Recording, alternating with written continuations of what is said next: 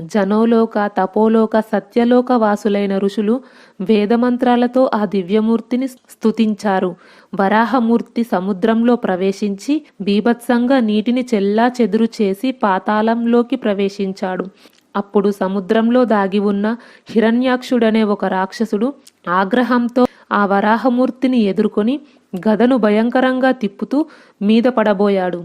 ఆ ఘోర పోరాటంలో రాక్షసుడు హతమయ్యాడు. అప్పుడు ఆ అవతారమూర్తి భూమిని తన కోర చివరను నిలిపి సముద్రం నుండి పైకి తీసుకువచ్చాడు.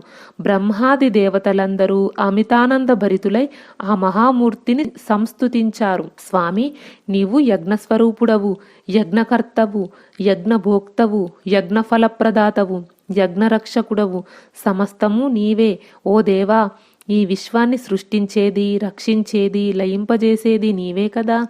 సమస్తము నీవే అయి ఉన్న నీ